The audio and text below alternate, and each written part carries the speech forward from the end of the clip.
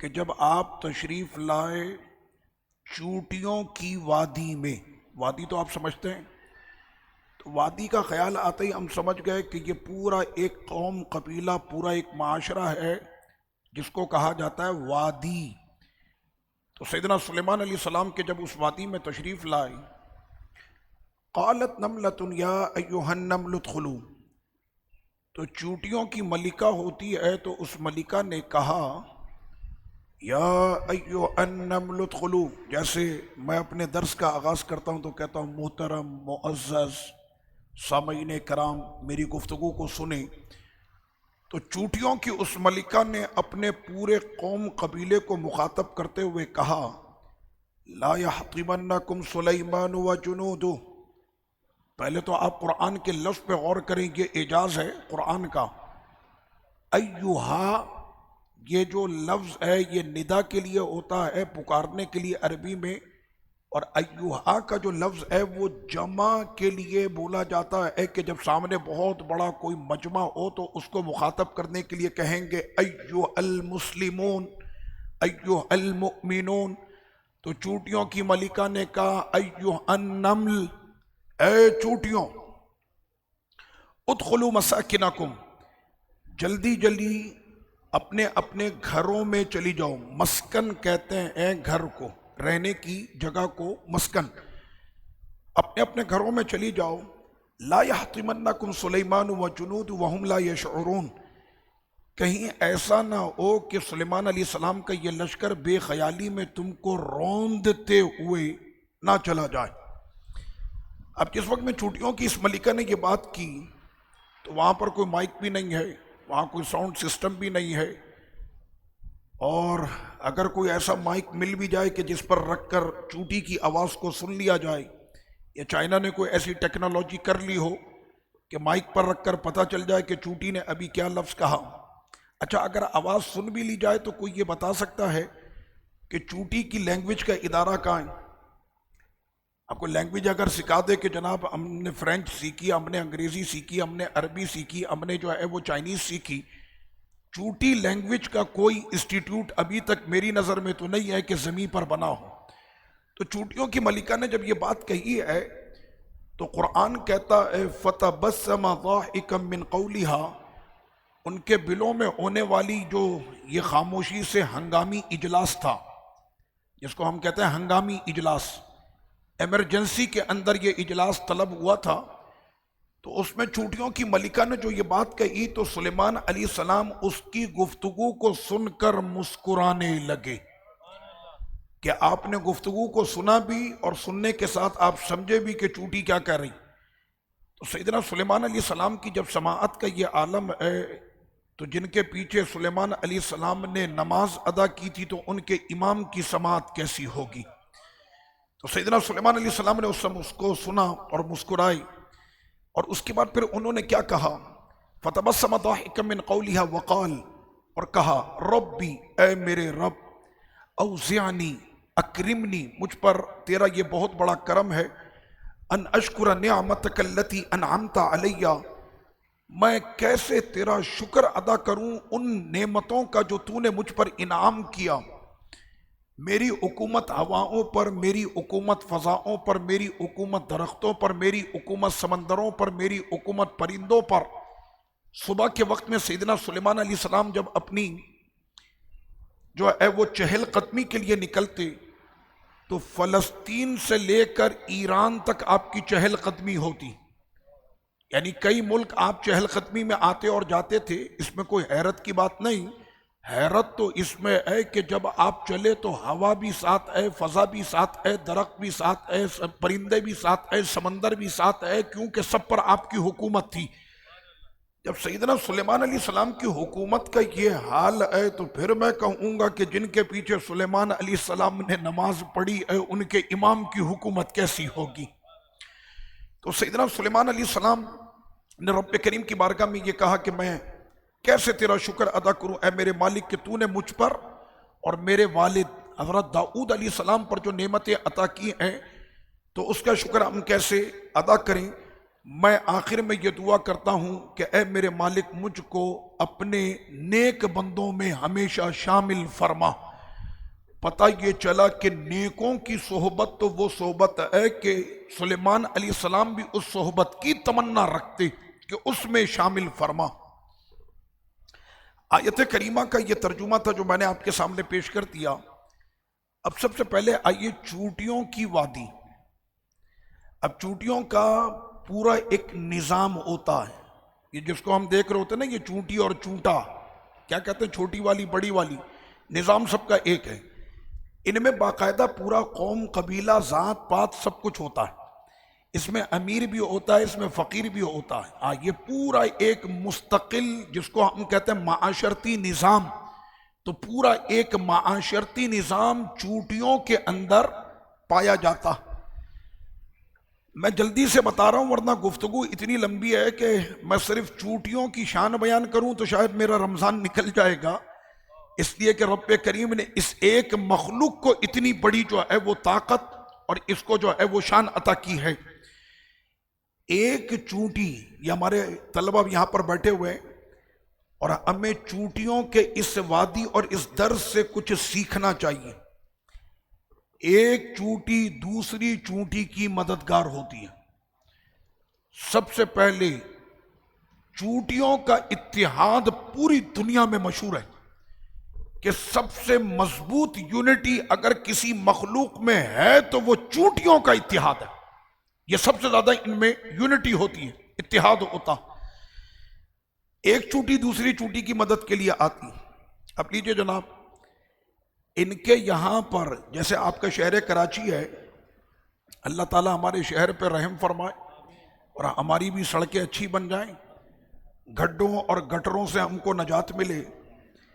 چونٹیوں کے یہاں پر پورا ایک نظام ہوتا ہے، ان کے یہاں پر سڑکیں بھی ہوتی ہیں، ان کے یہاں راستے بھی ہوتے ہیں، ان کے یہاں پر میدان بھی ہوتے ہیں، ان کے یہاں پر بیٹھنے کے لیے باغ بھی ہوتے ہیں، ان کے یہاں پر اپنی انجوائمنٹ کے لیے کھلی فضا بھی ہوتی ہے۔ یہ پورا نظام چونٹیوں کا ہوتا ہے۔ اب لیجئے مسئلہ یہ، ہمارے یہاں جب رمضان شریف میں افطار کی گھڑی آتی ہے، سحری کا وقت، یا کبھی کسی کو جلدی ہوتی ہے، آپ صبح جب آفس کے لیے نکل رہے ہوتے ہیں، اب وہ دیکھ رہا ہے کہ اگر میں اس طرف گاڑی کروں گا تو سامنے سے آنے والا پورا ٹریفک رکے گا اور اس کے بعد پورا نظام درہم برہم ہو جائے گا۔ وہ کہتا نظام بھلے درہم برہم ہو جائے، مجھے اس کی پرواہ نہیں، مجھے جلدی نکلنا۔ یہ جب چونٹی نکلتی ہے تو ان کی ملکہ ان کی لائن بنا دیتی ہے اور یہ اسی لائن کے اندر سب چلیں گے۔ نہ ہو تو نوٹ کیجئے گا، ایک بھی چونٹی دائیں اور بائیں سے آگے بڑھنے کی کوشش نہیں کرے گی، بالکل لائن میں اس نے چلنا۔ ان کے راستے بنے ہوئے ہوتے ہیں کہ اس راستے سے ہم نے جانا ہے، یہ والا راستہ فلاں قوم کا ہے، یہ والا اس قوم کا ہے۔ ان کے اندر باقاعدہ قوم قبیلے ہوتے ہیں۔ یہ پورا نظام، جس چونٹی کا جو راستہ ان کی ملکہ نے خاص کر دیا، اب وہ قوم اسی راستے پر چلے گی۔ میں نے کہا حیرت ہوتی ہے کہ حضرت انسان اشرف المخلوقات ہونے کے بعد بھی معاملے کو نہیں سمجھتے۔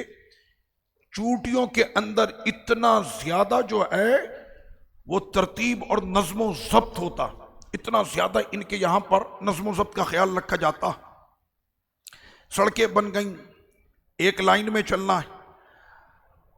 چونٹی وہ قوم ہے، چونٹی وہ کیڑا ہے کہ تمام کیڑوں میں سب سے زیادہ محنتی قوم چونٹیوں کی قوم ہے۔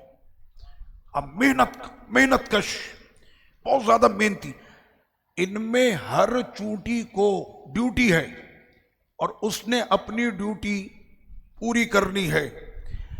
ہر چونٹی کا اپنا بہترین گھر ہے، بالکل اس کا الاٹ کیا ہوا گھر ہوتا ہے، اس پر کوئی قبضہ نہیں کرتا اور نہ ہی وہ کسی کے گھر پہ قبضہ کرتے، وہ اپنا گھر خود بناتے۔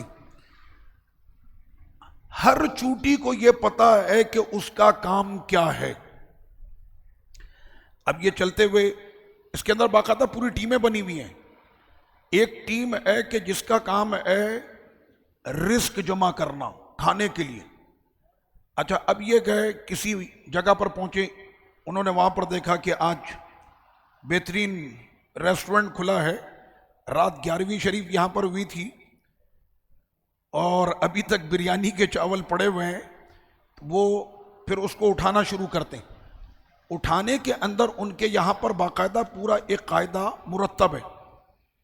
ایک چوٹی نے اٹھانے کی کوشش کی، اس سے نہیں اٹھا تو فوری طور پر دوسری چوٹی آئے گی، وہ اس کے ساتھ مل کر اٹھانے کی کوشش کرے گی کہ کسی طرح سے میں اس کی پشت پر یہ دانہ لاد دوں۔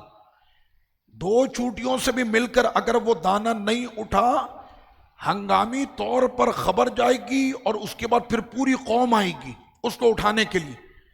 جب تک کہ وہ اس کو اٹھا کر نہیں لے جاتے تب تک وہ اپنا کام نہیں چھوڑتے۔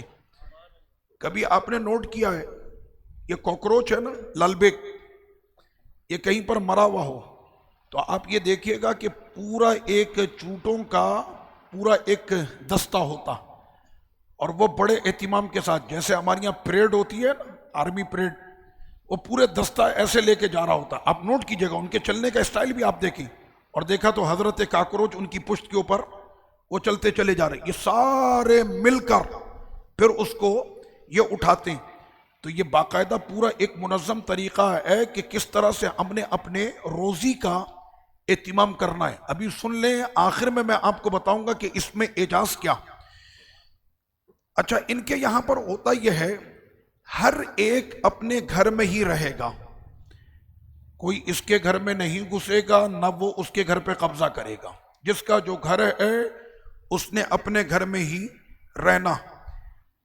ان کے یہاں پر سیکورٹی کا نظام ہے، باقاعدہ پورے دستے ہوتے ہیں کہ جو اپنی وادی کے چاروں طرف کھڑے رہتے ہیں، ہر وقت بالکل ایکشن کی پوزیشن میں، کہ اگر باہر سے کسی بھی کیڑے یا کسی نے بھی ہم سے ٹکرانے کی اگر کوشش کی تو فوری دفاعی طور پر دستہ تیار ہوتا۔ ان کے یہاں پر یہ سیکورٹی کا بھی پورا نظام۔ آپ کو بڑی حیرت ہوگی یہ بات سن کر، بڑے خوبصورت بنگلے بنے ہوئے ہیں ہمارے بلاک 13 کے اندر۔ جب ہم اپنا گھر بناتے ہیں اس کی خوبصورتی کیا ہوتی ہے کہ بھائی اس گھر میں دھوپ آتی ہے کہ نہیں، ہوادار ہے کہ نہیں، آنے جانے کا راستہ کشادہ ہے کہ نہیں۔ جس طرح سے حضرت انسان کی عقل سوچتی ہے ٹھیک ویسے ہی چوٹی اپنا گھر بناتی۔ اس میں کھڑکی بھی ہوتی ہے، آپ سمجھ گئے نا، بل، وہ بل کے اندر کھڑکی بھی ہے، دروازہ بھی ہے، آنے اور جانے کا باقاعدہ راستہ بھی ہوتا۔ کوئی بھی چونٹی کھڑکی سے نہیں آئے گی، جس راستے پر آنے کا دروازہ ہے اس نے اسی راستے سے آنا اور اسی راستے سے اس نے جانا۔ رزق کو جمع کرنے کا ان کے یہاں پر بہت بڑا اسٹور بھی ہوتا۔ آج کے دن میں ہم لوگوں نے وی آئی پی پارٹی کر لی ہے، چاول ہمیں بہت مل گئے تھے، ہم نے کھا لی ہے، لیکن ابھی بھی ہمارے پاس 15 سے 20 کاکروچ پڑے ہوئے ہیں اور پیٹ ہمارا بھر چکا ہے۔ کہنے کیا کریں، کہنے اس کو اسٹور کرو، کل کام آئے گا۔ تو ان کے یہاں پر رزق کو جمع کرنے کا اسٹور بھی ہوتا ہے۔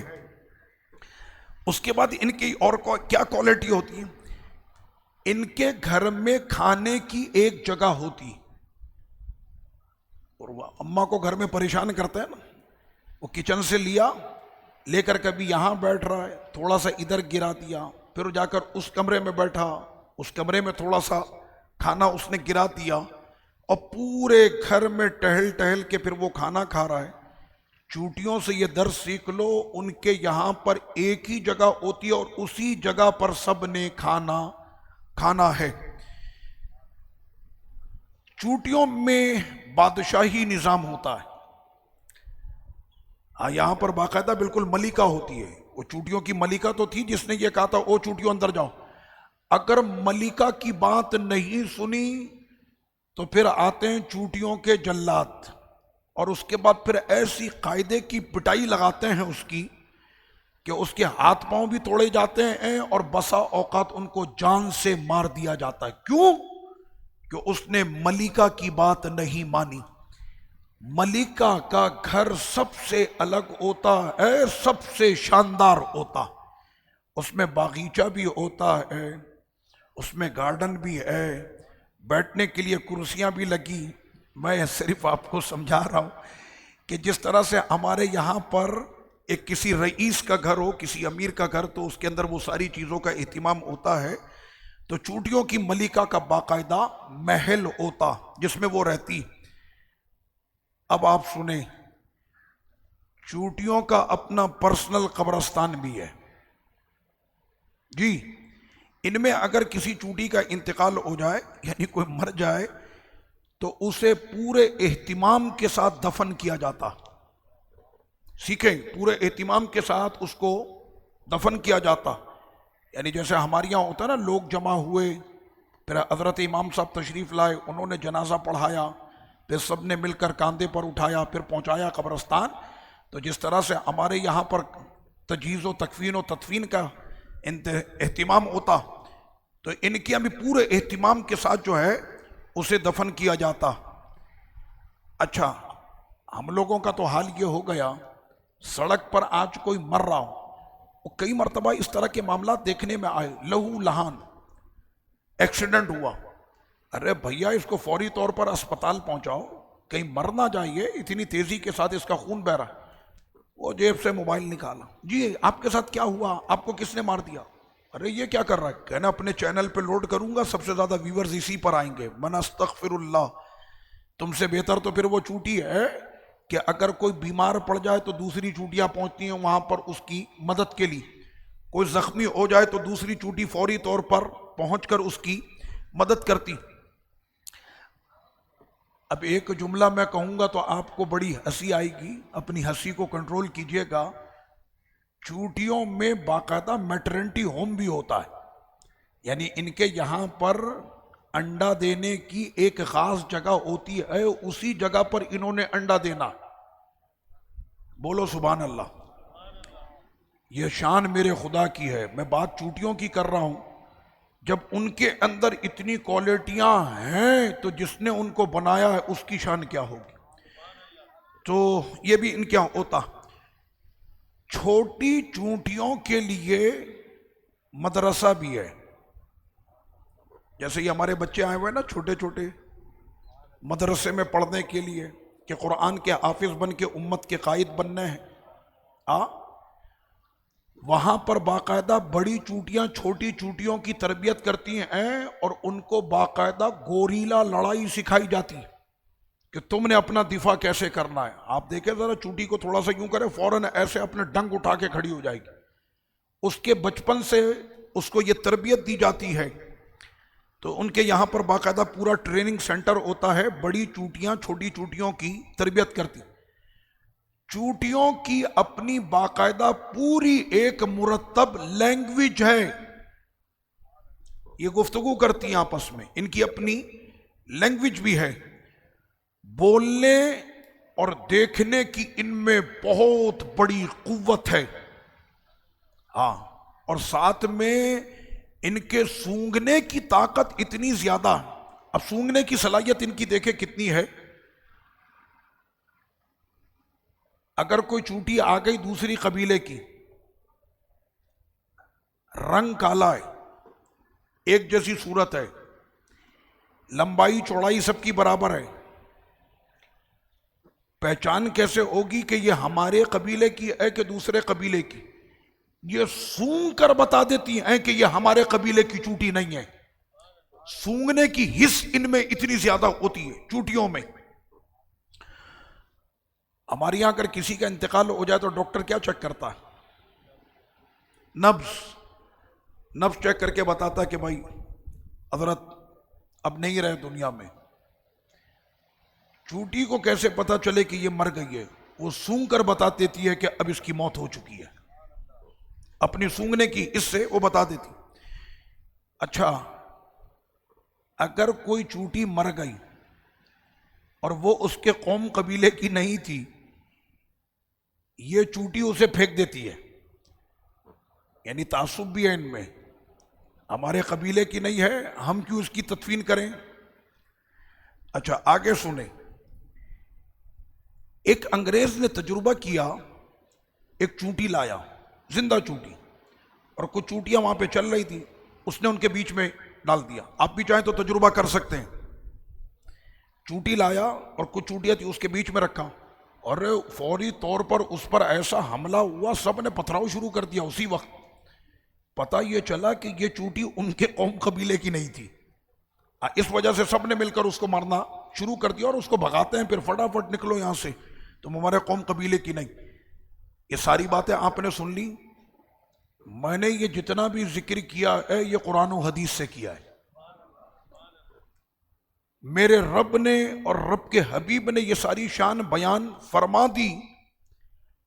آج 1400 سال کے بعد جب دنیا میں ریسرچ کے لیے ٹیکنالوجی وہ آلات پیدا ہوئے، آپ کو پتہ ہے نا انگریزوں کی عادت بھی ہوتی ہے، وہ کیٹو کے پہاڑ پہ چڑھا ہوا ہے. اب تو یہاں پر کیٹو کے پہاڑ پہ کیا کرنے کے لیے آیا؟ کہنا میں ریسرچ کرنے آیا ہوں. وہ ریسرچ کرتے ہیں تو اس ریسرچ کے بعد انہوں نے یہ جو باتیں میں نے ابھی یہ ساری کی ہیں، ان انگریزوں نے ان تمام باتوں کا اعتراف کیا ہے کہ واقعی میں جو قرآن نے چونٹیوں کی شان بیان کی ہے وہ حق ہے. اور چونٹیوں نے ہمیں سیکھنے اور زندگی میں سمجھنے کے بہت ساری چیزیں بتائیں. لائن میں چلنا، لائن سے مت ہٹنا، اپنے قوم قبیلے کے ساتھ مضبوطی کے ساتھ اتحاد رکھنا، کوئی دکھی ہو تو مشکل میں پہنچنا، کسی کو مدد کی ضرورت ہو تو اس کی مدد کو پہنچنا، کوئی بھوکا ہو تو اپنے سٹور سے نکال کر اس کو کھلانا. یہ سارا نظام چونٹیوں نے ہم کو دیا. کفار یہ کہنے لگے کہ اللہ تعالیٰ کیا چونٹیوں کی بھی سنتا ہے؟ تو ان کو اتنا سمجھ میں نہیں آیا کہ اللہ نے جس نبی کو پیدا کیا سیدنا سلیمان علیہ السلام اور جن کو سلطنت عطا کی، وہ جب چونٹیوں کی گفتگو سنتے ہیں تو خدا کا سننا کیسا ہوگا؟ جب بنانے والے نے ایسی سماعت بنائی ہے، ہم کراچی میں کہیں الصلاۃ والسلام علیک یا سیدی یا رسول اللہ، بولو مدینے میں میرے آقا نے سنا کہ نہیں سنا؟ سنا کہ نہیں سنا؟ بالکل سنا. تو یہ ہمارا ایمان ہے. تو یہاں پر پھر مسلم علماء نے اس کو جواب دیتے ہوئے کہا، سنیں ان اللہ یسمع دبیب النملہ السوداء تحت صخرۃ السماء فی لیلۃ الظلماء.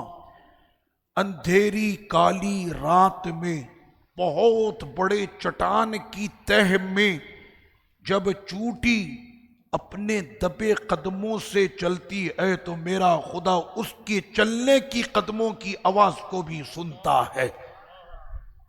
لفظوں پہ غور کیجئے گا، کیا کہا؟ اندھیری کاری رات میں بہت بڑی چٹان کے نیچے جب وہ اپنے بل کے اندر دبے قدموں سے جب وہ چونٹی چلتی ہے، اللہ اس کی اس قدموں کی آہٹ کو بھی سنتا ہے.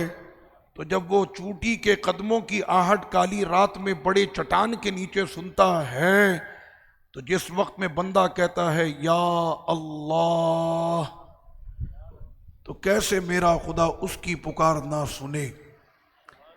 عقیدہ اور ایمان ہونا چاہیے کہ میری یہ مشکل ہے، میری یہ پریشانی، اور میرا رب میری شہ رگ سے بھی زیادہ قریب ہے. ہر پکارنے والے کی پکار کو وہ سنتا ہے. اللہ پاک ہمیشہ ہماری دعائیں سنتا رہے اور اپنے کرم سے ہم کو ہمیشہ نوازتا رہے.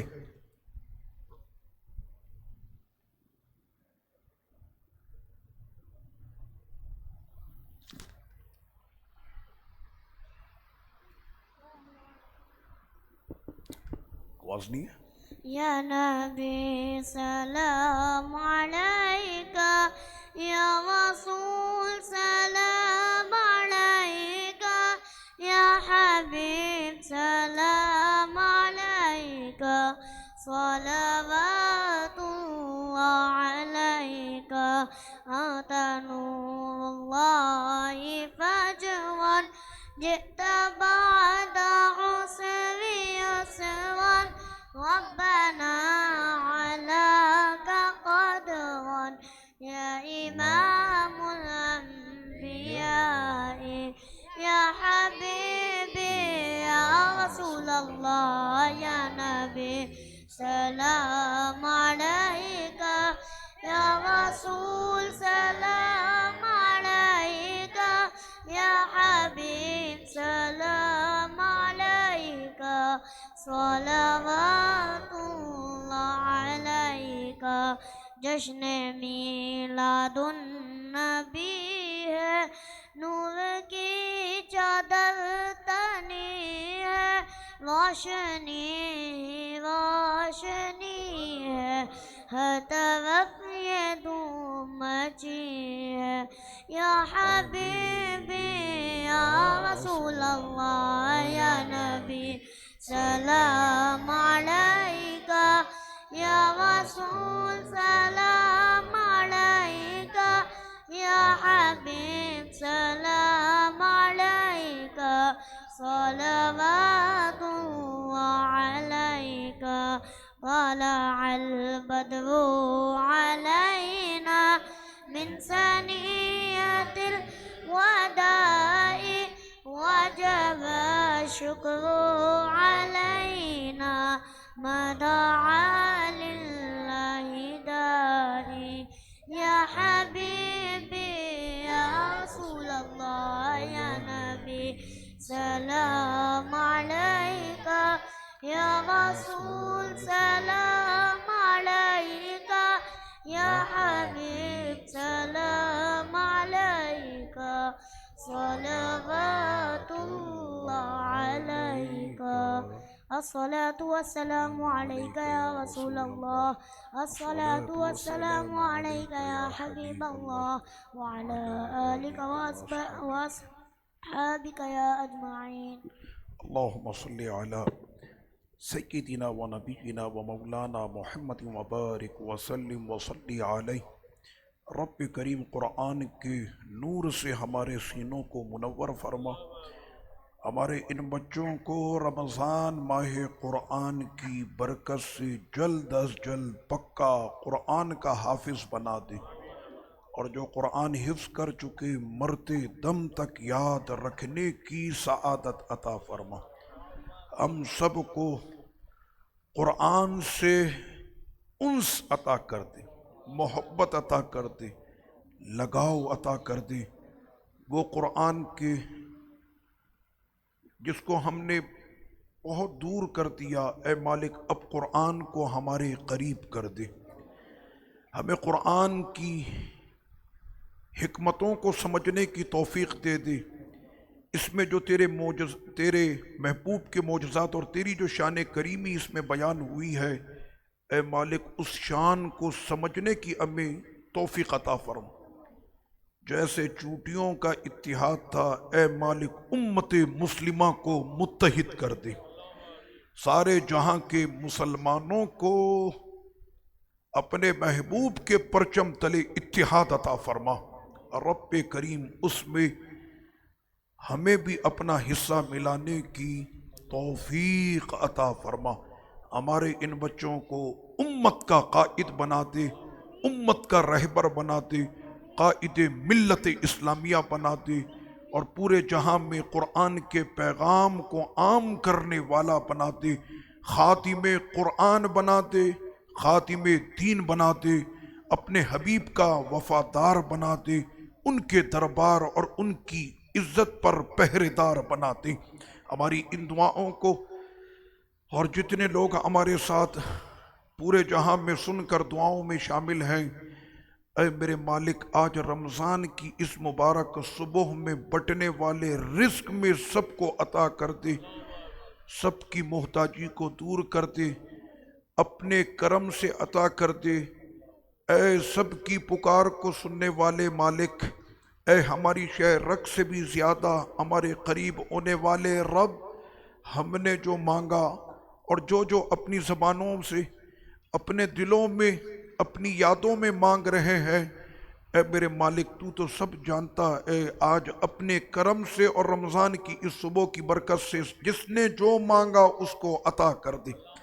ہماری دعاؤں کو اپنی بارگاہ میں اپنے حبیب رؤوف الرحیم علیہ الصلاۃ والتسلیم کے صدقے، رمضان کی اس مبارک صبح کے صدقے، قرآن اور آیات قرآن کے صدقے، اعجاز قرآن کے صدقے ہماری دعاؤں کو اپنی بارگاہ میں قبول فرما، وصلی اللہ وسلم علی سیدنا محمد وعلی آلہ وصحبہ اجمعین برحمتک یا ارحم الراحمین۔